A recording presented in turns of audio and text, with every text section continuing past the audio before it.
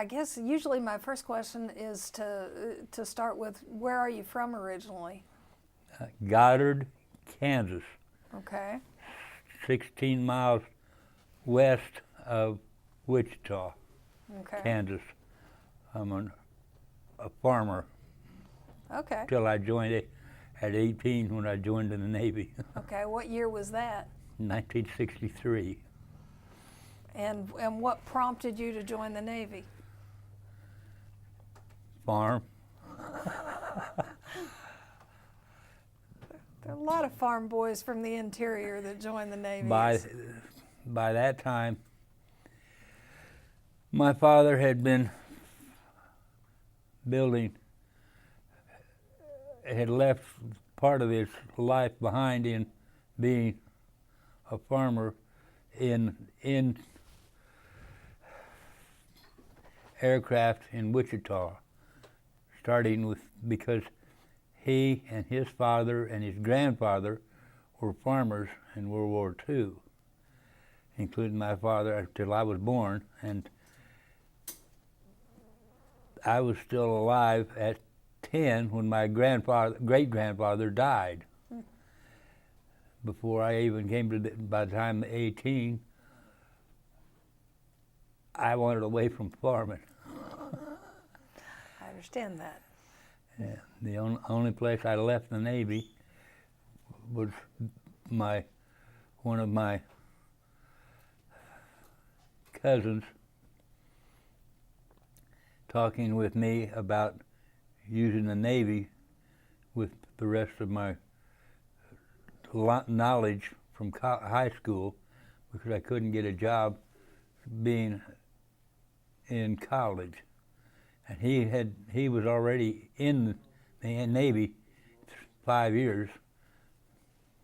First cousin, his younger sister was 3 days older than I was. We gathered right there, all on that same little tiny farm. We farmed, and she had to leave working because she was working to farm too, because her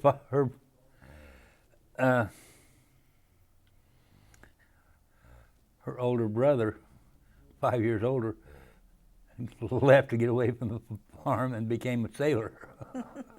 And when I would came through doing that, we talked about it, and that was the best place for me to enlist. That was before we were required to join or be in the services whatsoever. Okay. So where did you do your basic then? San Diego. Okay. I left Kansas.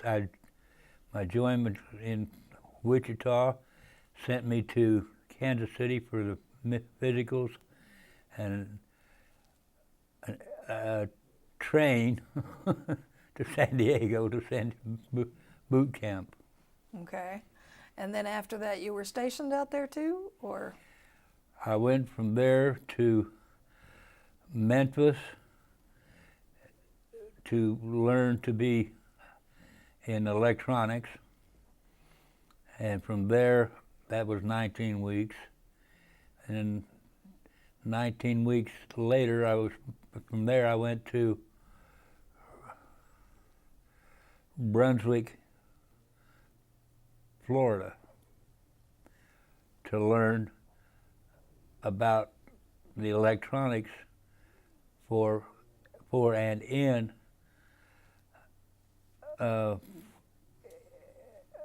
aircraft for the DEW line series. Okay. And they're from 19 weeks from that moved to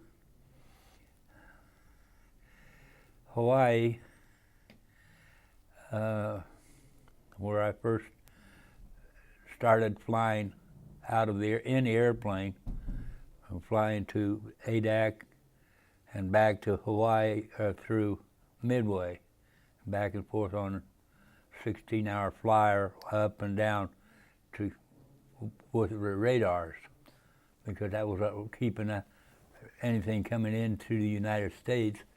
We could find them over 250 miles away from us before they could get to Hawaii, or before they could get to Midway, to keep the Russians coming our way. That was our job. Okay. Wow. So then how did you wind up in Vietnam? The AEW aircraft I was in was decommissioned. That was the second largest Navy flying outfit.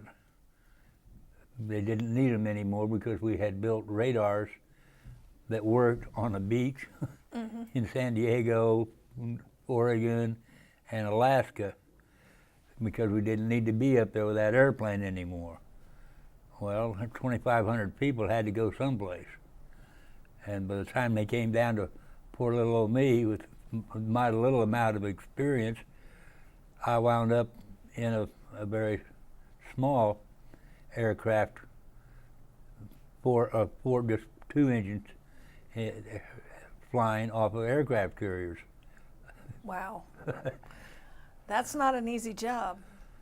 It was fun. It was not, for me at that point, it was even more grateful and it was lucky and good, and we already knew how to do that sort of thing. And just 4 people doing a job instead of having 16 in the airplane for 16 hours and fly off the aircraft carrier wherever they needed to go to work. So were you actually a pilot then? No, ma'am. Or you were just No. What was your job on the plane? Aviation anti-submarine warfare. Okay. Maybe. Which means what? Well, it had radar in it. It had ECM, the electronics background, and equipment that found and was capable of finding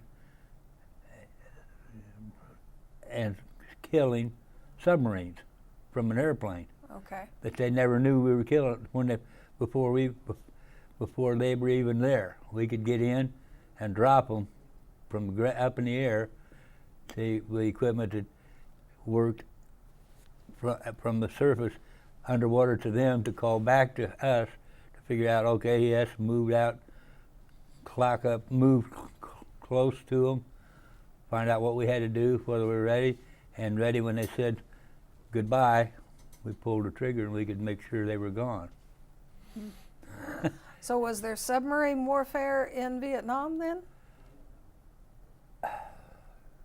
Well, we don't know, or do we? Because during that time frame, until I left the Navy in 1985 when I was retired, I couldn't talk about what we did or why or how. And I'd had several different problems with heart attacks and my stroke in my head, and the VA didn't even alive that I was even alive to be any of that sort of thing, and I'd had that little retirement check all along. It's been paid for right here in Amarillo. And after my stroke in my head, I had to learn all over again, because the 2 heart attacks I'd had earlier, 18 months apart, 8 years and 6.5 years ago, were gone. The doctor said there was nothing wrong with you now within 5 months of having either one of the 2 of those. And then I had the stroke 3.5 years ago and it's in my brain. And it's close up into the stem of my brain from the stroke. When they finally looked at what was wrong with that little tiny clot, they found that it is actually, I can't say and remember to say easily, the name of the crystal that everybody in the world has from kidneys. Sodium something.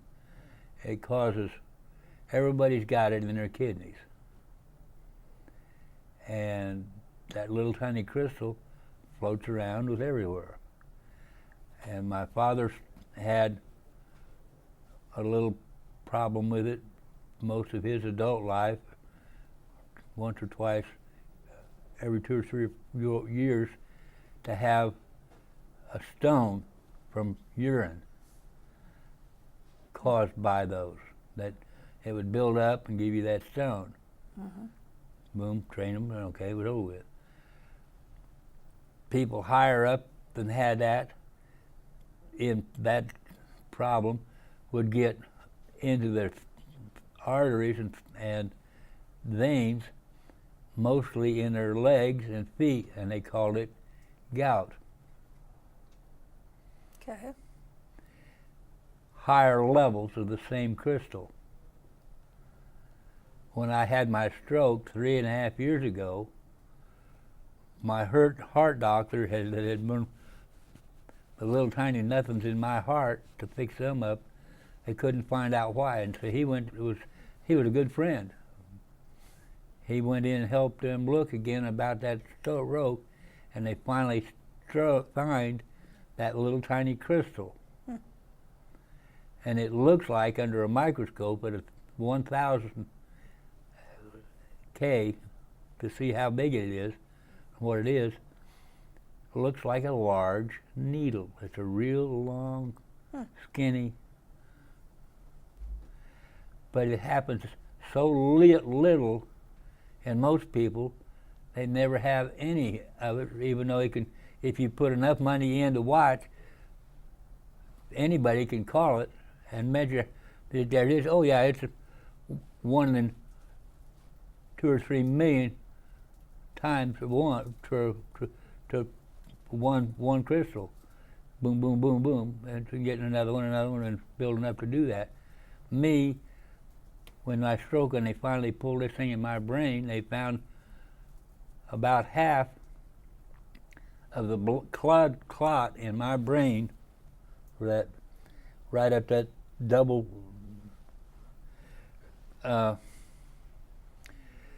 nerve system, left and right, where it happened. Some of it was a blood clot and some of it was air in that little tiny point that caused most of the left and right brain problem. And the VA finally, I'd had that being paid up for by TRICARE from Northwestern down at Sandy and Norma. The VA says, no, there's nothing wrong with you, goodbye. You're dead. You've never done it. You were not even in Navy. You were never, ever a veteran, let alone. And I had cards to prove it. I had tried to bring my wife in. Oh, well, yeah, you maybe had a little bit when you were first left the Navy, some hearing problems. I had to prove, well, yeah, I had a little problem with my ears because that was my job was 70% of my operation, flying all over, was communication.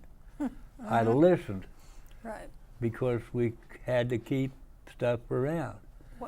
What vessel were you on? What?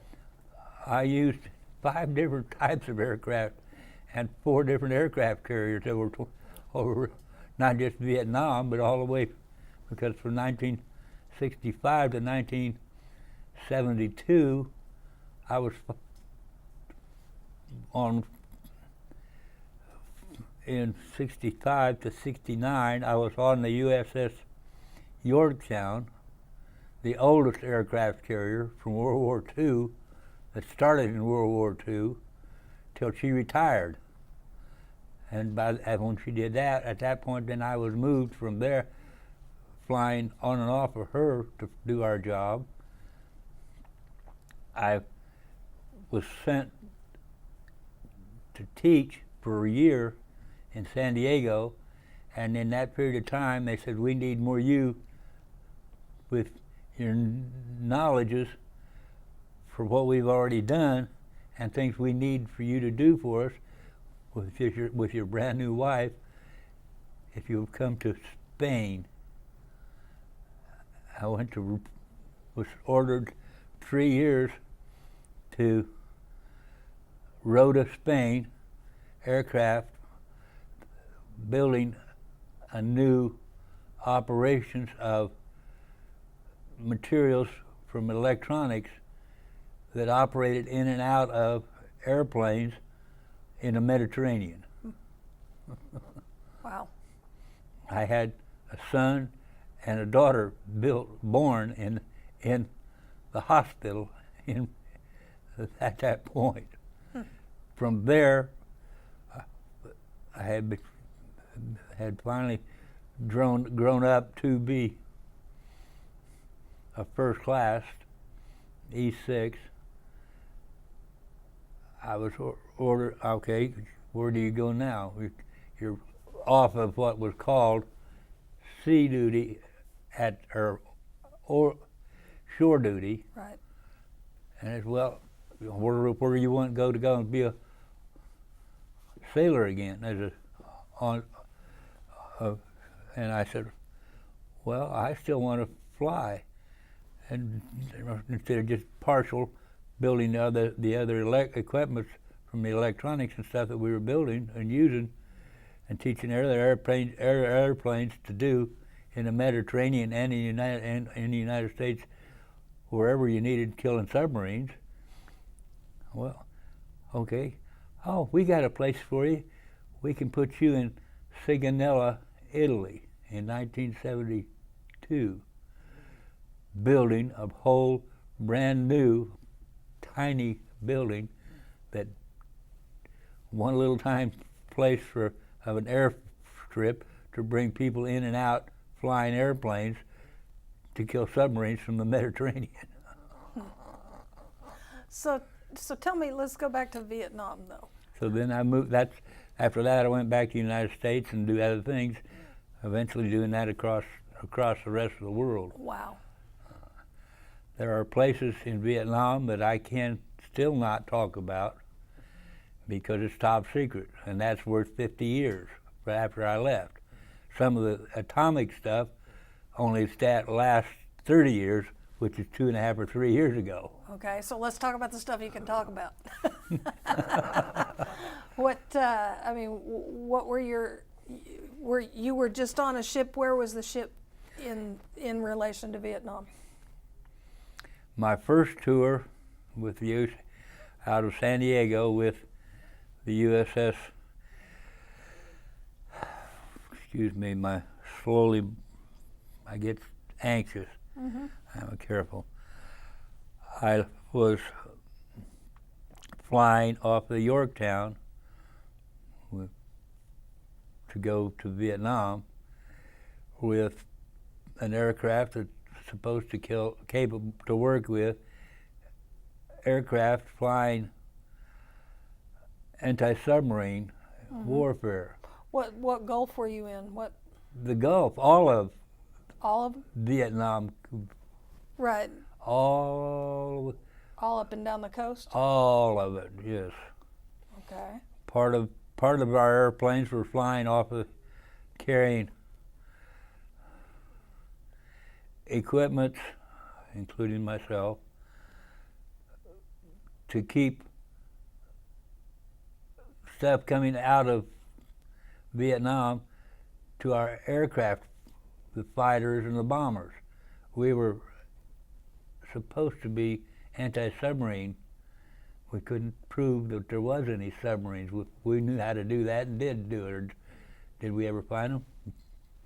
If we did, we couldn't tell you where it was at because nothing ever happened to them. But there were how much excuse me, how much of the world we had to turk across that was coming onto the beaches and the bridges and that sort of thing, that we didn't have or were not allowed the access to where it was at and what it was doing, except several different ways of electronics to bring that information back to the aircraft carrier to private things. Sometimes we kept people from other bombers and fighters coming in and out. They had to come past us and stop that. We could stop it, yes or no type of thing, help rescue or whatever, or bring in helicopters to help them out because they crashed out in the water or the beaches. We didn't have we had the capabilities, except we couldn't pick them up because our airplane didn't do that. Okay. Okay. So you spotted them, and then somebody else had to come out and get them.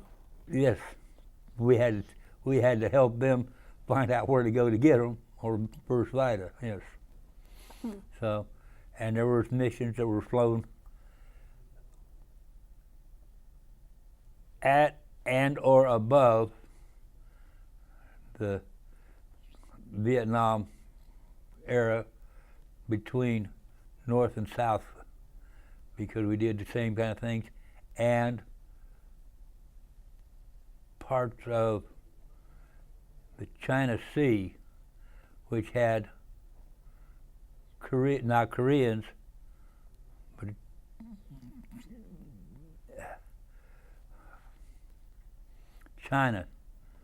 Chinese for us.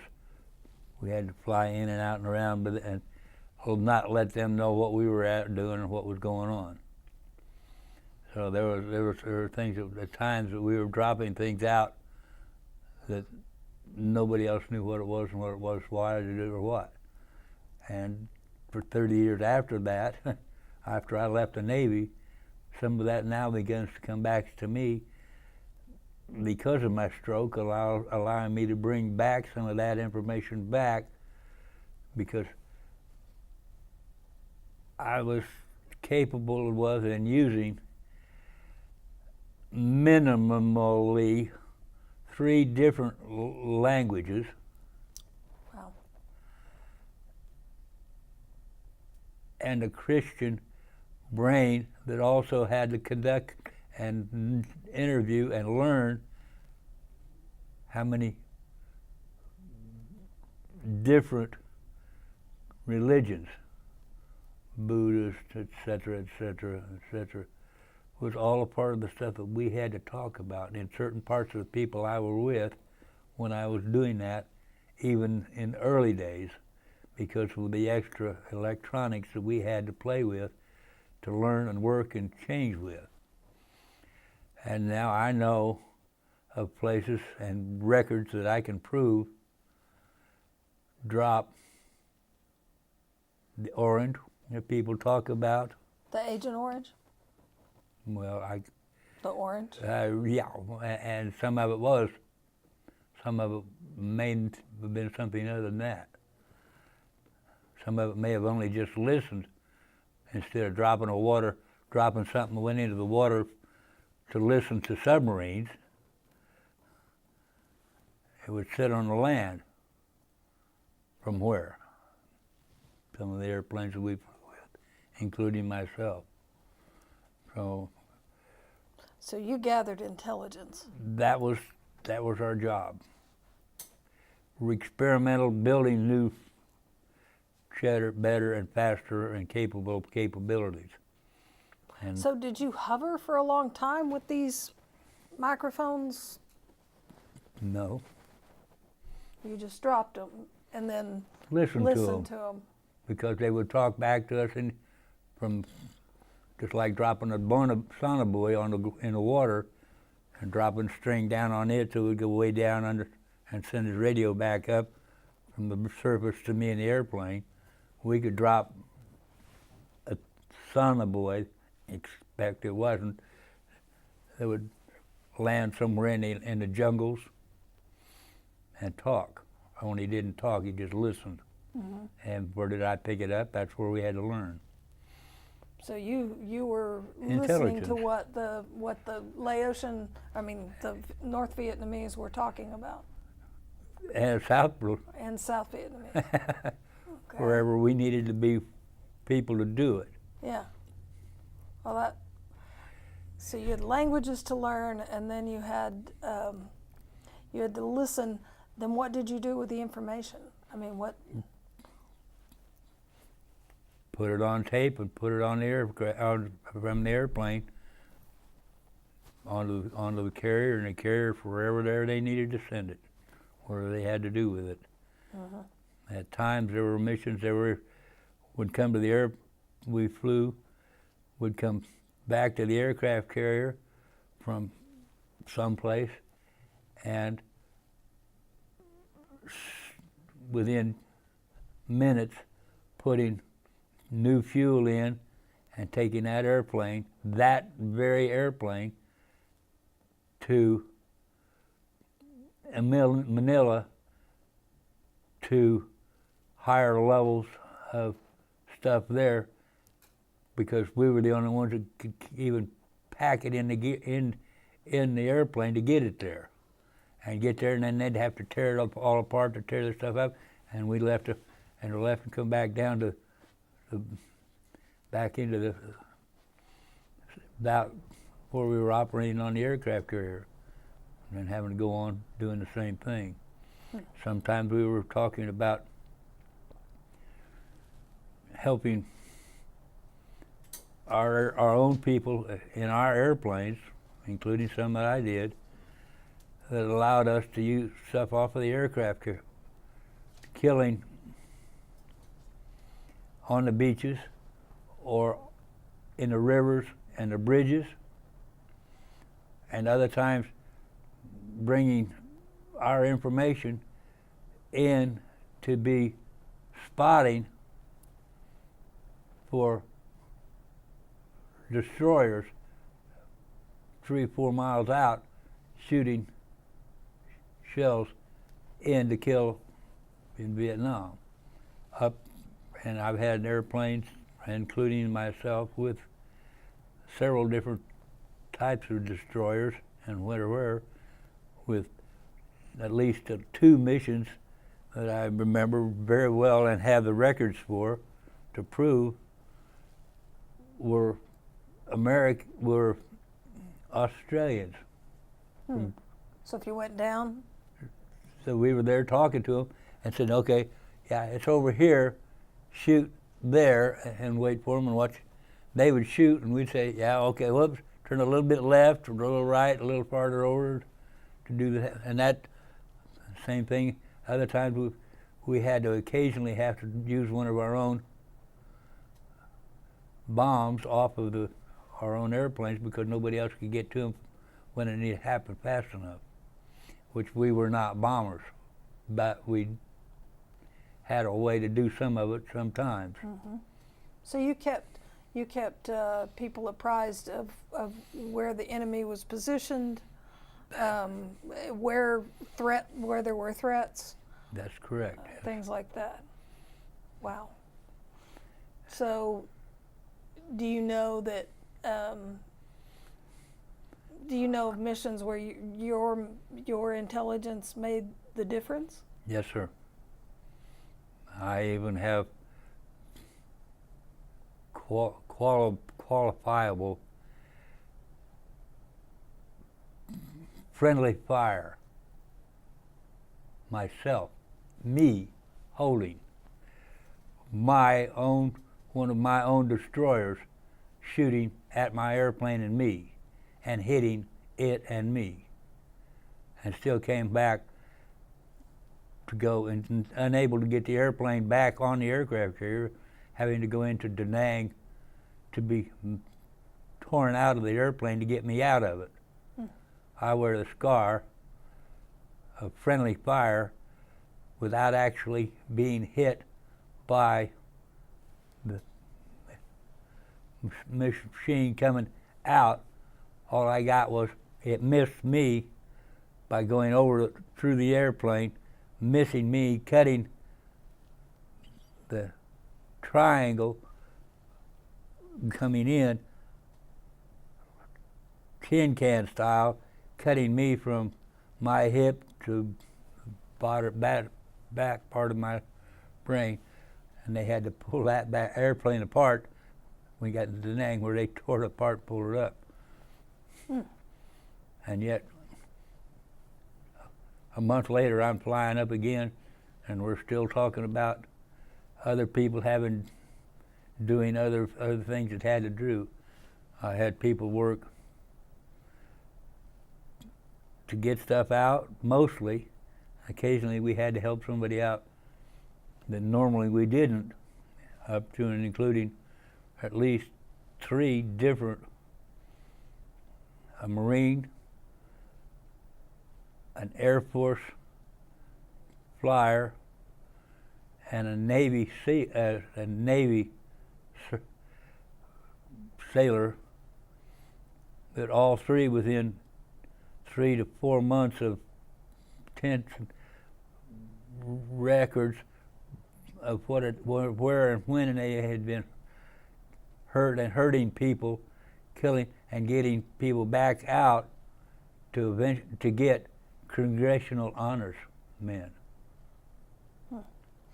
So they went in to rescue others, and you had to go help them come out. And pulled them in such a way that they able to help other people to get out of, and they got their congressional honors men. And I agreed perfectly. 2 of those gentlemen I have actually talked to within the last 3 years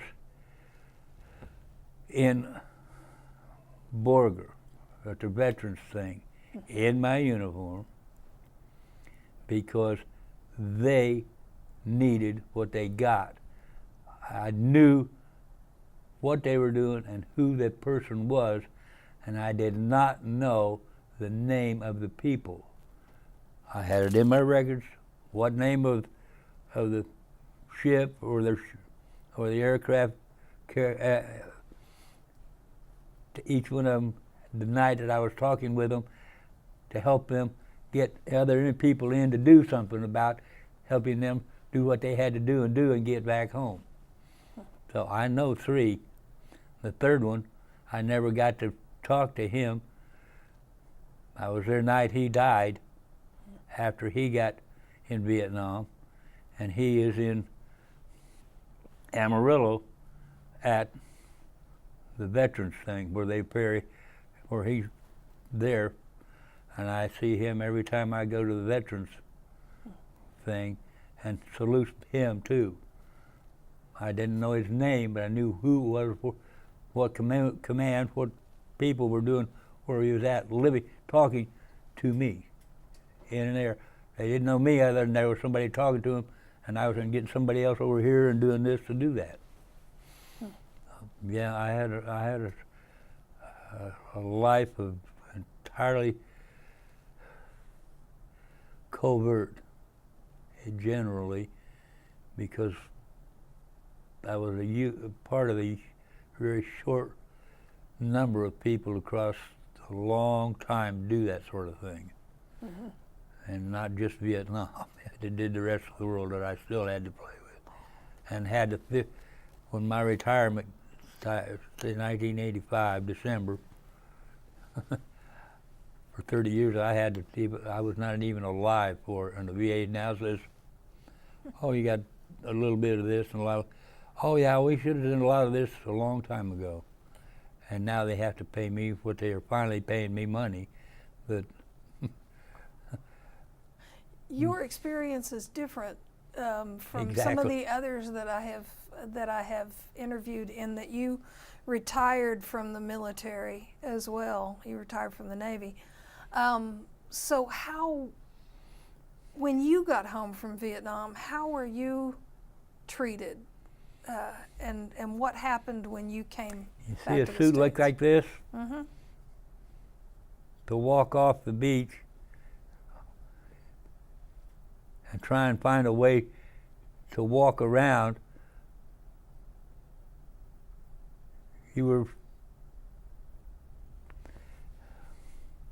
spit upon. You had people were constantly wrong with that, and you had to try to find a place to get away your clothes, to go get some clothes to be walking around on the beach or to go any place else. And you know, and that started way back in early part of the 60s with the hippies working up and down all the way across through and out, and for the same reason, and people being spit about being in the military overseas, away from the world. Why? Yeah, you go away, get out of here, hurt you or get you messed up trying to keep away from you. When you were trying to just be nice to people around. What was your reaction to that? Well, the only way to leave, find about any of that, get back on the beach and get away from the Navy at the point, because you had to get back into the Navy to stay away from it. The same way you go home in Kansas to visit the same kids that I had grown up with, and nobody could get away because they were doing everything they could do to get away from being in military of any sort, until they absolutely got pulled away and had to go, and then to get away as quick as they could wait to get away back from it. So I always had that longing to be better and longer with other people. That Vietnam was still going on, and I had to go other places that were doing the same thing, or even more so, from the extra that the rest of the world didn't get to even know about. We were still doing the same thing. So I have a long trouble with pulling back what happens because of that stroke, and pulling things in with the records that I can finally prove that I had to go to Congress to get by congressmen right here. But you can remember how that felt to be Absolutely. shunned by people? Absolutely, surely. What, did you know that was going on when you were in Vietnam? Yes, ma'am. I could go out in the Philippines, any place we were going around. When you got 5 or 10 days away over there, the aircraft carrier went over here for half 5 or 30 days. You had the people wanted American money, and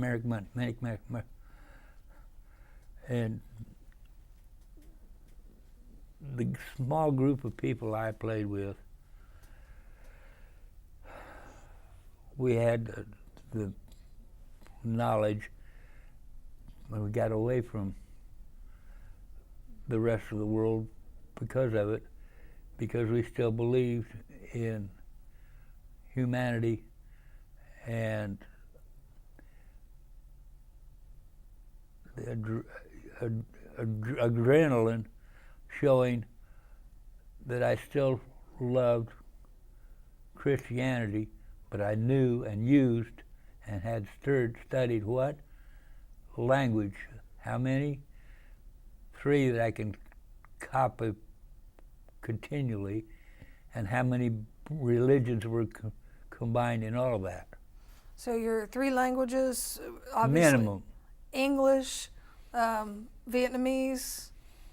What would be the third one? Oh, let's try Spanish and or Portuguese. Yeah.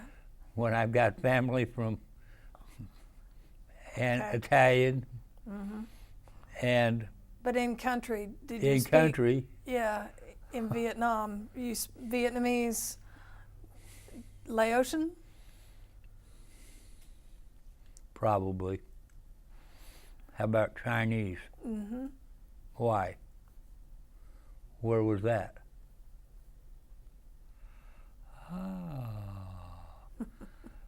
How about North and South Korea? When the Pueblo was stolen by the North Koreans. Vietnam was still going over here. And my brother-in-law, on a brand new aircraft carrier, was sent to the North Korean War, and my aircraft carrier went from Hawaii to the North for what?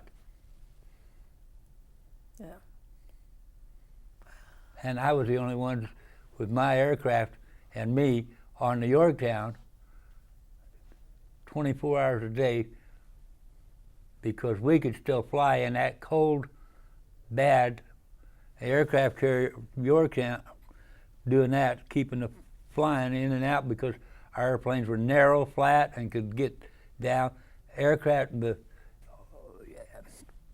Enterprise, as a bomber fighter type, if she left the ship, she had to go to Hawaii or to Japan to get it back on the ground, because they couldn't get them back on the Yorktown or on the, because of the weathers and the problems with doing that. So all they could do was sit there and watch. In case the war said we had to do it, we could. But they couldn't get anybody to fly because they couldn't get to it. We were the Yeah. We're bringing the and that went from and we went from there back to Vietnam. And boom, then from there I had to go back to Right. to Spain and Italy while there were still other things going. So I had busy. the busy Right. knowledges that hurt. We're, as part of this project, we're bringing the Vietnam Wall to the half-size replica, the wall that heals, to Southwest Park in Amarillo in December. Yes, ma'am. Have you seen the Vietnam Wall in D.C.? My son and my granddaughter have seen the real one because they know 2 names of 4 that were my commanding officer and his co-pilot and 2 backseaters, one of which was supposed to have been me that night. That happened, that we had the day before. I had become burned so badly in my back from sunburn trying to get the airplane ready to fly for its nightly flight, that they had to take me off of one of the positions, and my best friend doing the same thing from his normal crew that night. 2 hours after the airplane took off at dusk, are still there. Period. What does that mean? There has never been a single piece of the airplane or those 4 people in Vietnam. Gone. MIA. And in 2002, 2 names were carved onto that wall. 2 of the 4. So what happened? The other 2. I have not been able to find out because nobody knows who, what, where, or when, where all 4 of those were at when they died, or did they die or disappear. I was supposed to be on one of them. I was supposed to be there. How'd that make you feel? Damn. I don't use the language bad because I never did. My language has always been beautiful. 200,000 or 300,000 words at least one in English, and several others extremely well. And they still, I know 4 other people besides that, but this one with 4 places disappeared in that airplane, and for some reason now there are 2 people, the commanding officer that night, my boss that I was supposed to be flying with, and the next guy, and his name is Nightingale. And my son showed that wall to his daughter, and they wrote the names and did the Tracing? tracings for that one, and brought one to me and one for my son and my granddaughter. Did that make you feel guilty? Yes. 2 reasons. Number one, I've already had 2 strokes or mental problems in Vietnam alone from mental problems. And they've never got any better. And those 4, now why 2 are on that wall, where are the other 2 that I'm supposed to know? And I can't, for 30 years, couldn't even try and pull anymore to try and think about them. And now when I try, still can't find anything. How about losing one from somewhere along the way after the Vietnam stuff's over with? That disappeared. An entire one of my airplanes. The night my mother and her second husband were visiting me and my wife and the babies on the beach and just off of the coast and Gibraltar, and my airplane that night crashed in Morocco. 16 people disappeared onto the airplane and died, and it took them 4 days to find out the airplane was even gone. And then they found out everybody's there dead, except the airplane had hit there at 6,000 feet up instead of about 7,200 feet at the top going over, instead of being in the beach. The only thing they ever found,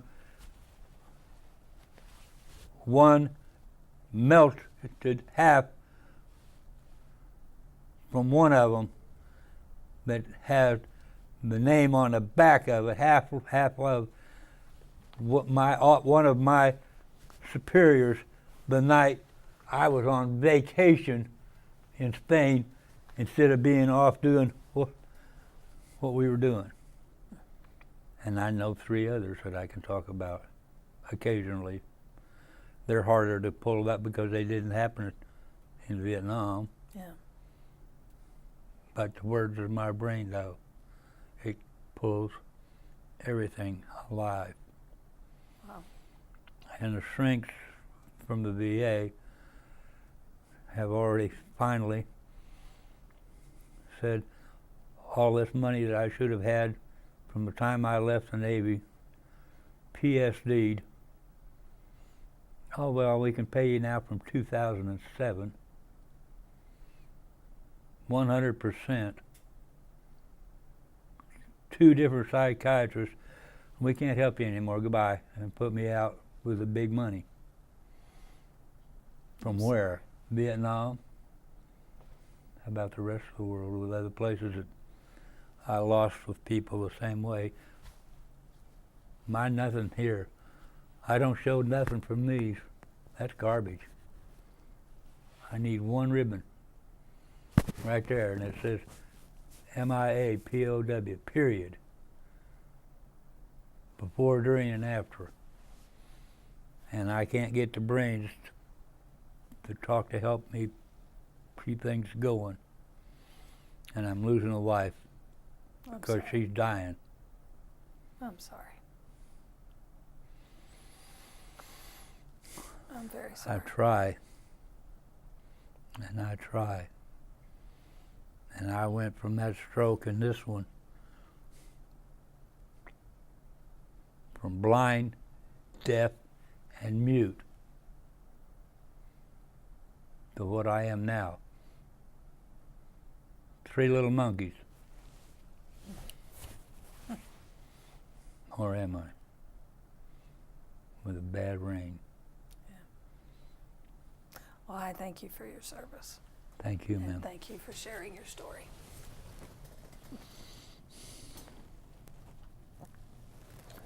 And the Lord knows where I'm at. You've seen my Bible over there. Mm-hmm. My mother's grandmother wrote her name with a beautiful calligraphy on that page that day I was born. Mm. And that's mine, and it's been rewired 3 times with her grammar to me, my mother, and myself. That's wonderful. How many religions? How many religions? How many languages? And what kind of brain? Thank you. I'd love to help everybody else. Mm-hmm. I'm not one of them that becomes suicidal. Mine goes the other way, Mm-hmm. and it's critical at times to kill the other way. Well, thank you.